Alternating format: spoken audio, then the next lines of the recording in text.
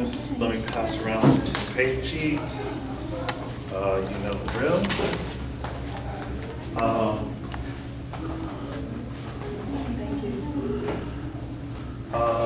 As I mentioned last time, in the announcements on Moodle, I had in there links to these videos that we're making so that you can use that as well as what you learn from lecture, okay? And the nice thing is you can stop, rewind, blah, blah, blah, blah, blah. Okay, all right. With that being said, we need to continue on with working through problems in 5.2. And we should finish 5.2 today. And what that means is on Thursday, it's very important to come on Thursday because I'm going to be introducing a new set of rules that will complete all the rules that we need to understand for the chapter. And so I'll be explaining them, so it's very important to be there for that explanation because there's an important difference between the rules that we have so far, which are rules of inference, and the rules that we'll be gaining, which are rules of replacement, okay? And I'll spell out the differences, okay? Does anyone have any questions concerning the homework problems that you did that you weren't certain of, or anything like that? If not, I think we left off with maybe, did we do problem 41, or is that? Anyone have it in their notes where we left off?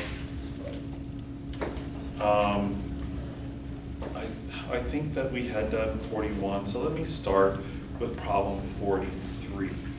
Okay, problem 43.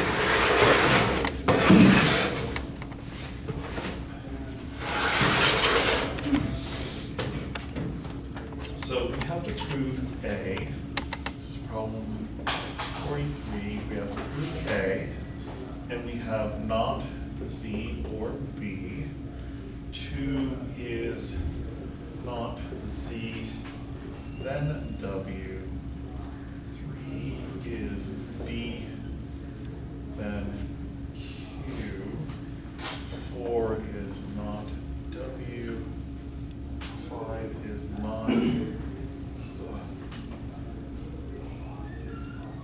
A, then not Q.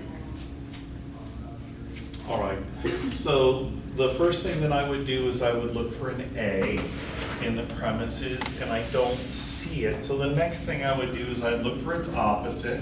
So I'll look for a not A as an antecedent of a conditional. Why am I going to do that? Because I can find the opposite of the consequent. I can get A by modus tollens. So I'm going to look for not A, then blank. And there's one right here, okay? To do a modus tollens, I need the opposite of the consequent, so I'm looking now for a Q. So I look around for a Q, and I see that there's a Q in line 3. It requires a B. It says if B, then Q, so I need a B. Looking around for a B, there's a B, but it's not Z or B. In order to say B, I have to know that not Z is the case. In other words, I need a Z. Well, where am I going to find a Z?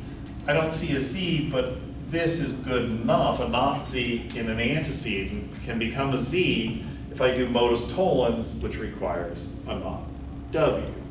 And I have that right there. So that's my first step, and then we'll just work backwards through that thinking.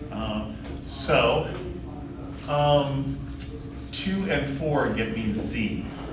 2, 4, hypothetical, I'm thinking about other things, modus tollens, okay.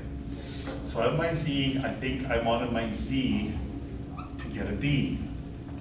So 1 and 7 allow me to say B. 1 and 7 by the rule of disjunctive syllogism. Why did I get this B? Because I think I wanted this Q. So look at 3 and 7, and that gets me Q. 3, 7 modus ponens.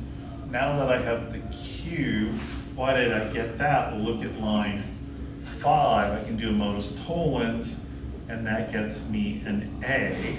That's 5 and 8 modus tollens, and I'm done. Okay, that's 43. So 45.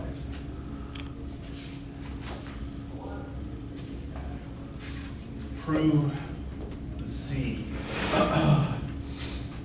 And we have 1, which is A, 2 is H, then K, then S or T, 3 is not H, then I, then not A or B, 4 is I, then K, 5 is S, then Z, S, then Z,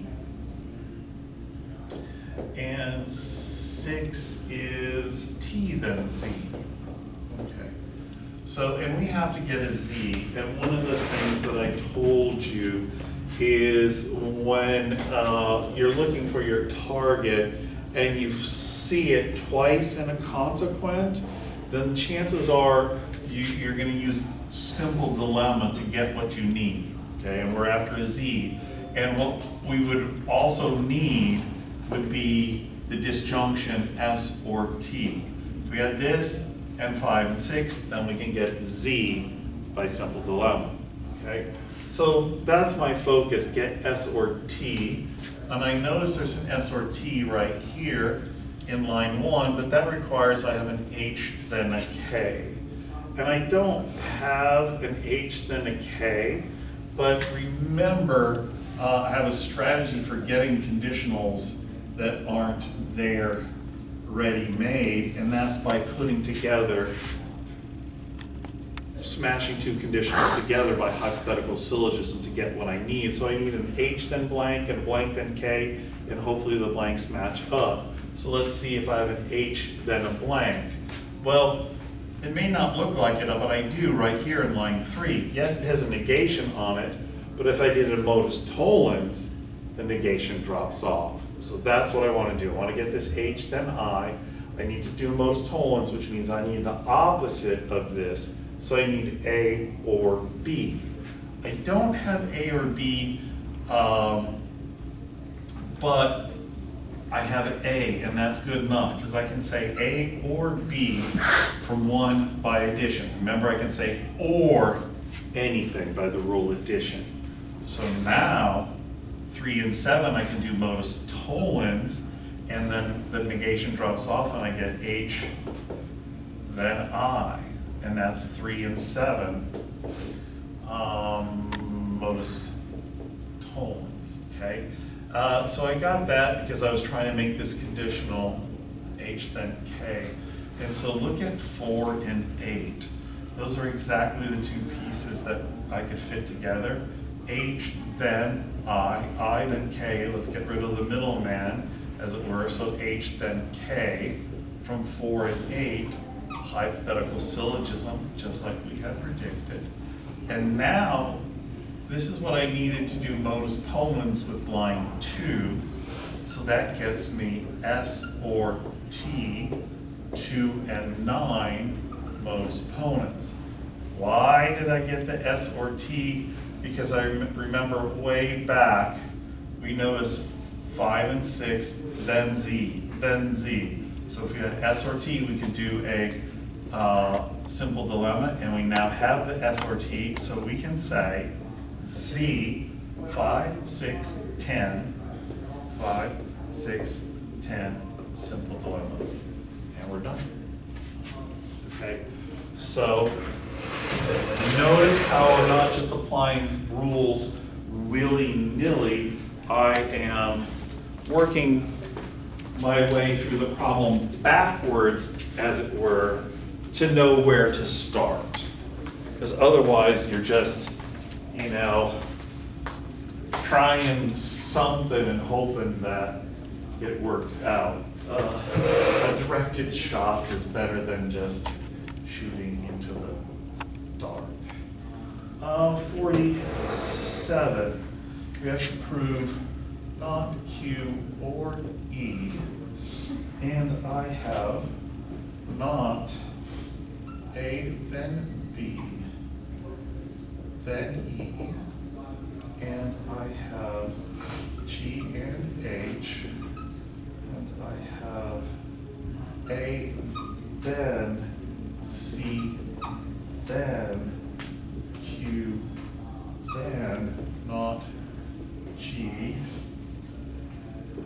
4 is not E.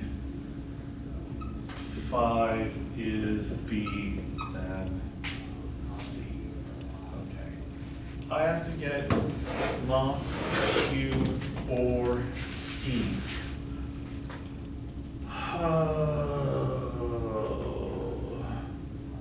Okay.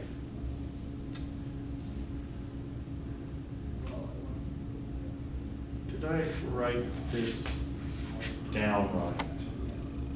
Let's see. Q, then G, H, B, and C. Okay.